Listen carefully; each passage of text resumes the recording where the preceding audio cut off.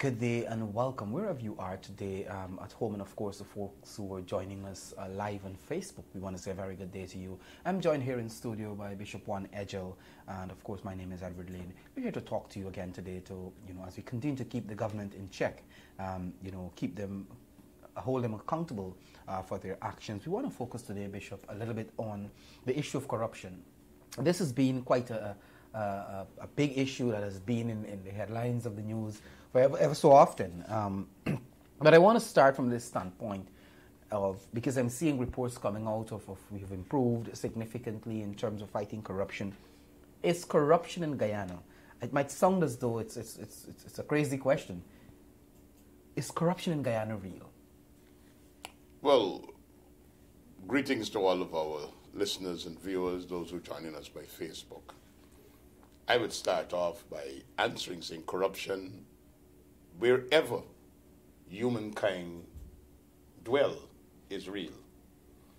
But I think for us in the PPPC, we are not just focusing on corruption, transactions that should not have been done, or kickbacks and so on. We're talking about corruption as a policy, a corruption that is encouraged by the state, corruption where those who are responsible for policy direction and decision-making of the state using their influence to benefit. And if somebody goes to a ministry and offers a clerk lunch to get a document out faster than it should get out, that is a form of corruption, both in the person offering and the person receiving. But that action may not have been sanctioned by the supervisor or the management, and it may have happened unknown to the functional superiors in that department. But when we in the PPPC accuse and bring to public notice acts of corruption, we're not just talking about things that happen here and there. We're talking about things that are blatant, things that are happening with full view and knowledge of President Granger and his cabinet, and they're doing nothing about it. We're talking about actions where cabinet sanction it. For example, the cabinet has no role in the award of contracts, and the Public Procurement Commission has written in its report an unsolicited bid. That language means something that came through under the table, through the back door. There was no public advertising, no tendering, an unsolicited bid. A minister, in this case the Minister of Public Infrastructure, took to the cabinet, and the cabinet awarded a contract. So not only was the Minister of Public Infrastructure involved in an illegality, but all of his cabinet colleagues who participated in handing that contract to that Dutch company were involved in corruption. And we could go on to cite about cabinet approving the award of a contract for the drug barn in Sussex Street, cabinet approving monies to be taken from the consolidated fund to fund contractors at the Durban Park. So we're talking here about state-sanctioned, state-approved acts that are done with full view, knowledge, and participation of actors of the state, and not just a policeman collecting a bribe here before some traffic ticket. That ought not to be in society. But I think we must ensure that our viewers and our listeners understand when we make our case here, we're not just talking about corruption with the little petty things at the lower level of the office. We're talking about things that are sanctioned, approved, and where the state is participating in enriching themselves, using inside information to benefit themselves and their family and those around them with taxpayers' money. I ask you that first question because there seemed to be this narrative coming from the government somehow to give the impression as though after 2015 corruption ceased in Guyana. Corruption has gotten worse. But I'm getting to that because there were quite a number of allegations against the PPP while in power of corrupt practices. The government has been in office for 4 years. Wasn't there an opportunity for them to prove these allegations that they made about all the corruption under the PPP, haven't there been an opportunity? Yes. Well, let me explain, Eddie. The incompetence and ineptitude of this bunch that is now in government while they were in opposition, anything that they didn't understand, any transaction that was too complex for their simple minds, they call it corruption. They didn't even understand public-private investment, matters of how you got financing for the Marriott. So all of that they call corruption. But to directly answer your question, they promised the electorate that they're going to investigate and they're going to jail these corrupt officials of the PPPC. When they got into office, through a corrupt act, yes, through a corrupt act, the offering out of audits to private auditors was a corrupt act because there was no tendering. And a lot of those auditors that they invited in were persons who were critical of the government. They did not even seek... Of the PPP government. Of the PPP government. They did not even seek, at that time when they were moving, the approval of the Auditor General, whose office it is to carry out audits. And if he is unable to carry the audits, the Auditor General's office is the one who needs to contract private companies to carry out the audits. So they sidelined the audit office, and they went directly to hand-picked, chosen supporters of them, took more than $160 million of taxpayers' money, paid to these auditors without any procurement process, hoping that these auditors who were critics and commentators and social activists will find enough evidence to jail all of the previous ministers of the government and all those that they had as their targets. Having spent all of that money, listen to the charges that we have in court. Failing to enter into a ledger.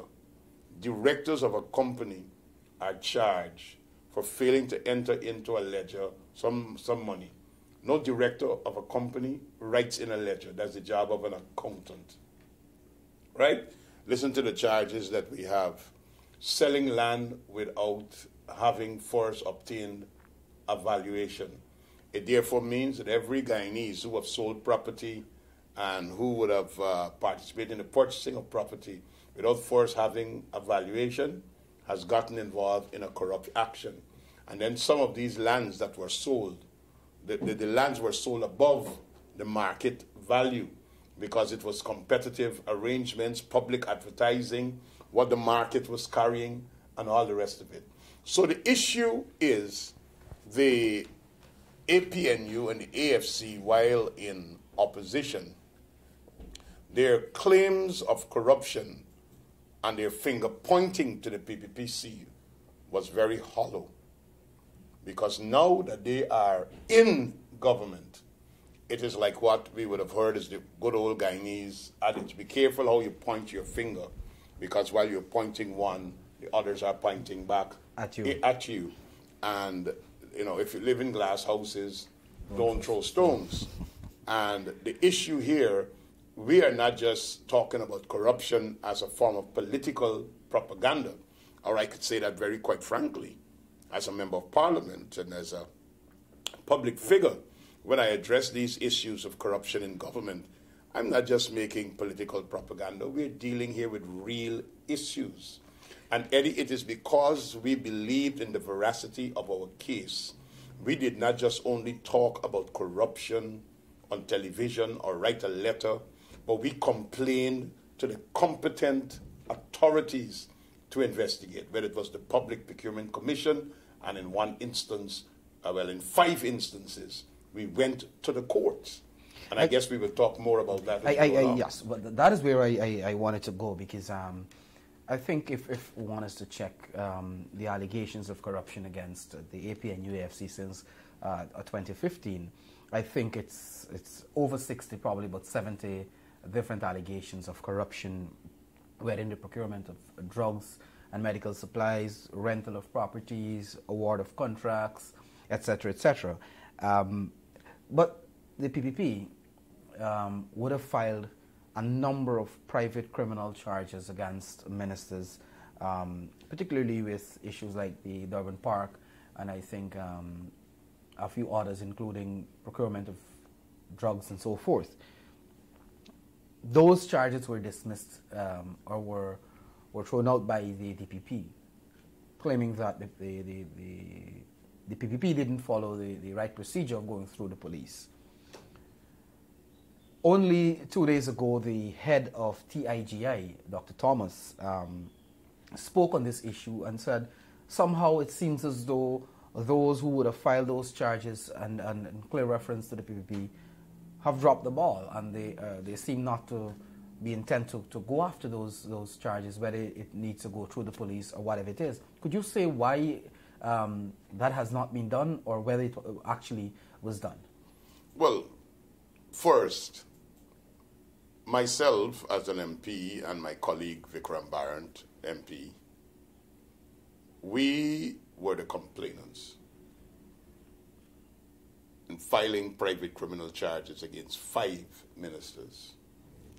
Minister Valda Lawrence, for the role she played in the procurement of $605 million of drugs from Anson McCall for the Georgetown Public Hospital Corporation. Minister George Norton, for the role he played in the rental of $12.5 million per month, for the rental of a house that was bought for $25 million by someone who, when they entered into an agreement with the government, did not own the house. It's the first 2 months' rent that that person took and bought the property, and that landlord was a tenant of a sitting government minister. And they raped the public purse of more than $300 million. We took them to court. Thirdly, we took the Minister of Finance, the Minister of Public Infrastructure, and the Minister of Public Service for expenditure of hundreds of millions of dollars on the Durban Park, where you had a sitting minister who was part of a private company who was collecting donations, who promised not to use public funds to the building and the development of Durban Park. And then they contracted contractors and suppliers without using any procurement process. When they found themselves in a difficulty, they went to the Parliament and expended sums of over $1 billion to pay for those contractors and supplies and other things. The Minister of Finance released that money. The Minister of Public Infrastructure, his ministry facilitated the payments and the operation of that illegality that we consider an illegality, because we believe strongly that these were things that were sanctioned by the cabinet. And that is what we want to talk. All of these things were sanctioned by the cabinet. We moved to the courts. And as I sit here today, none of those ministers have been vindicated. So the allegations of corruption and criminality against all of them remains. But are you going to go back and... I'm coming to that. So the allegations of criminality remains. It therefore means that when the Director of Public Prosecutions null pros those charges and wrote to us saying we should report these matters to the police for there to be a police investigation in the first instance before they are charged, I would have thought that these ministers, if their hands are clean, like they claim, and we are coming to other ministers whose hands are also clean, because we have a bunch of people who are in public office, their hands are clean after collecting, they wash after collecting and pretend as if they don't know, and we're going to talk about that. We then, after the DPP said that we should report to the police, we got the report of the Public Procurement Commission, which cited the Minister of Public Infrastructure for taking that unsolicited bid to cabinet. And it was an illegality to pay that Dutch company for the feasibility study of the German Harbour Bridge. We took up the DPP's challenge. And we went, my colleague Comrade Gail Teixeira, and made a complaint to SOCU, the Special Organized Crime Unit, the Guyana Police Force. The DPP says, go to the police force. We went to the police, handed over the report, made our complaint. I would be happy if Dr. Thomas and all the influential voices of Guyana could start putting pressure on SOCU and the Guyana Police Force to tell us about the status of that investigation. Because we are exploring the possibilities. Yes, I want to make that clear today. We are exploring the possibilities of refiling private criminal charges against these ministers, or using every legal means necessary to bring them to an account to answer for those criminalities and illegalities that have been done in the country. So we are at the stage right now where we are studying our next move. We have consulted with our legal team. Our legal team is doing all the necessary research. Meetings have been held. So Dr. Thomas probably is hearing about our move, and he's happy about the PPPC's initiating of going after these hard cases to prove to the people of Guyana that what we have is state-sanctioned, state-supported, and state-organized, where state actors are benefiting from taxpayers' money through acts of corruption. So this is not a done deal. All of these ministers who have been charged that the DPP has not pressed those charges, and others that are now surfacing, will face the law once we could be able to get that streamlined.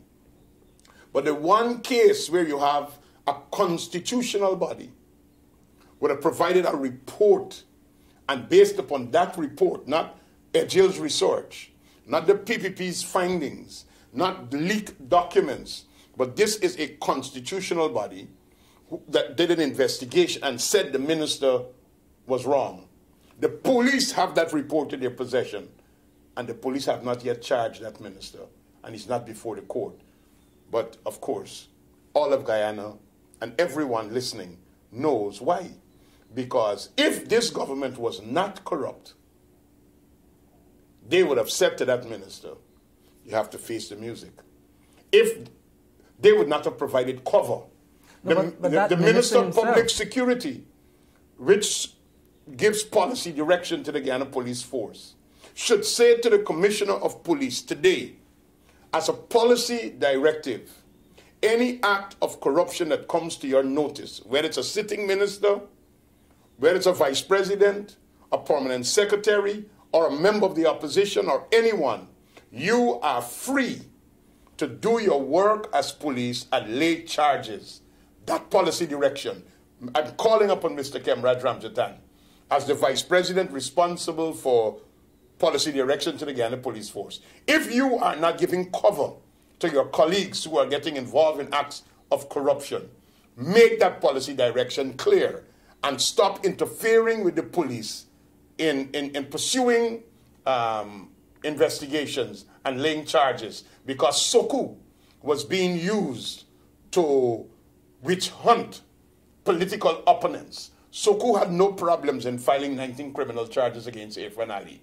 SOCU had no problems in filing charges against some of our MPs. SOCU had no difficulty in filing charges against former Attorney General for some law books. But SOCU did not have a constitutional body's report. What SOCU had was some audit reports from some friends of this government who got the job to do those audits using a corrupt mechanism, and they were able to act. Why is it now that you have a report? Why is it now that you have a report from the PPC that you are not acting? And why is Minister Patterson, that is David Patterson, not before the courts about that criminality and that illegality for the Demerara Harbour Bridge? So we want the political will to be there for the police to act, and believe it or not, Eddie, and people of Guyana, I and others in the parliamentary opposition are very prepared to stand and take the witness box and bring the evidence forward, and we will not be bullied or intimidated by threats of lawsuit. Because, you know, when I brought that case against Minister of Finance, the DPP null pressed the charges, but he's suing me for malicious prosecution. Never was even prosecuted or went to court, intimidating me or attempting to intimidate me by saying he's going to sue me for $200 million for malicious prosecution. Go to court and clear your name. And when you clear your name, then sue me. But that's the question I was going to ask, because I think the ministers themselves have an obligation, if they know that their hands are clean, to actually say, okay, I'm going to support this process. I'm going to go to court and I'm going to clear my name. But you spoke about those, I think, 5 or 6 charges that were brought. But we have a number of other cases that are coming up. We have the most recent ones involving the Minister of Housing, where her husband was being given contracts from the Housing Ministry, which she has oversight of, and I'm seeing reports that she is collecting payments on behalf of him and so forth. That may not fall in the realm of full-fledged corruption per se. Eddie, it is corruption. How it's not going to fall in the realm of corruption? I want to hear your views. It is full-fledged corruption. If a sitting minister that presides over an agency causes her husband to apply to that agency that she presides over, people in that agency, the chairman of the board and all of them, owe their appointment from her as the minister. She don't even have to say anything. But if they want to keep their posting, they have to act a certain way. But while we're talking about the Ministry of Housing, and I would think that the honorable member, Valerie Patterson, should just resign. This is horrible for her. To even try to obfuscate the issue by saying, I don't award contracts, is ludicrous. It speaks about the level that she's prepared to operate in. But I am making here today not only about the Ministry of Housing. The minister is also the geographic member of Parliament for Region 10. While we are considering the estimates, she answers questions for Region 10. Her husband has contracts in Region 10. So forget about the Ministry of Housing and CHPA. She is the geographic representative of Region 10. Her husband is working in Region 10. Wow. Well, with contracts in Region 10. That's a new one. Because you made a point about the minister saying that, I don't award contracts. This seems to be a new mantra of ministers of the government when they are caught in situations like this. This morning I had a good laugh when I saw Cathy Hughes' statement. And these things annoy me because these people present themselves as the fit and proper, the people who do everything right. And Cathy Hughes is going to try to tell the Guyanese, well, Video Mega is my company, yes, but since I'm a minister, I don't get involved in the day-to-day running of the company. We don't expect you to get involved in the day-to-day running of the company.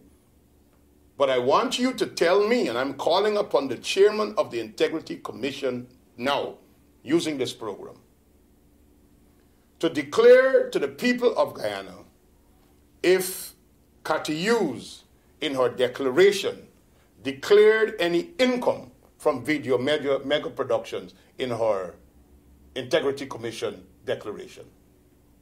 He must be able to say that, because that is the purpose of the Integrity Commission. And that's where the litmus test is. Because if there is any benefit, financial benefit for Cathy Hughes from Video Mega, it is an act of corruption. You don't have to be involved in the day-to-day running, but I'm the owner, I put somebody to manage it. But the proceeds, the profits are coming to me.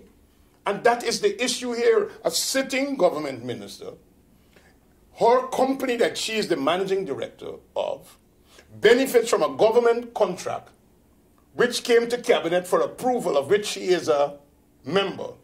And the proceeds and the profits of that contract goes to her. She don't have to do it.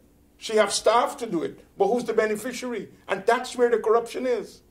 That's where the corruption is. And I don't like these arguments that you actually believe that you could deceive the people of Guyana, you could fool the people of Guyana. Well, you know, maybe they get some work from the government.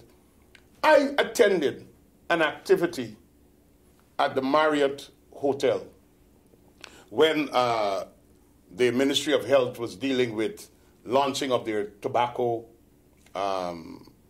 public service announcements with the implementation of the tobacco bill. It was Video Mega Productions. I did not know at that time that Cathy Hughes is the principal of Video Mega Productions. Russell Lancaster was the person. But that's another contract that I could sit here today and tell the people of Guyana that I'm aware of. Video Mega Production also got another contract from the Ministry of Health, PAHO, WHO, for public service announcements for the implementation of the Tobacco Act. So it is a clear case where the minister, while she sits in the cabinet, that offers its no objections, but we understand it's giving approval and all the rest of it to contracts. She is benefiting from it, but you're coming to tell the people of Guyana, I don't involve in the day-to-day working. So the Minister of Housing says, I don't know if my husband have a contract with the Ministry of Housing. You don't want to be honest with the people of Guyana. This is the man that you're in love with. This is the man that you are married to. And by the way, I hear people talking about whether they got contracts since they were married. Even if he got contracts while they were in courtship, it is a conflict of interest. And they didn't meet each other today and get married tomorrow. Because once there could be an established relationship of such intimacy and a nature of a commitment to each other, you are partners. And you are the minister. You preside over this agency. And here is your gentleman, your husband, whoever he was at a particular time, is benefiting. It is really getting money to you through him. And that is what must be understood. And we can't hide this by going around it. And I'm making the case again. There is in law what is called an accomplice to the crime. People are making this case that President David Granger is incorruptible. He's a good man. He's a man, don't get involved in this. But what is he doing about these cases of corruption that are made known to him? You might not have stolen the money yourself, but you are benefiting from it because someone who stole it and is using it to benefit you and your campaign. And that is what is taking place here. So whether it is any member of the cabinet who is directly benefiting, money is coming back to them, or it's the president who holds them as a bosom partner, and in the collective as a team, they're benefiting personally, and the party is benefiting for campaign financing, because a lot of these things that are happening right now, as we understand it, is campaign financing money. They're in a mad drive. It's campaign financing money. The president has to take responsibility for this. And that is why I'm saying we're not just talking about a policeman taking a bribe. We're talking here about state-sponsored, state-benefiting, and state-orchestrated corruption, where players of the state are benefiting from the proceeds of these corrupt, illegal, and criminal activities. Bishop Edghill, I want to thank you very much for joining me today, of course. At such a short time. To deal with the issue of corruption, I think you need multiple programs or probably a few hours. So again, I want to thank you, and I want to thank each and every one of you who are joining us on the television, and of course the folks at home, the folks on Facebook who are joining us here today. We want to thank you very much again, and we're going to be back here to talk with you once more. Again, thanks. You're welcome. Thank you for joining.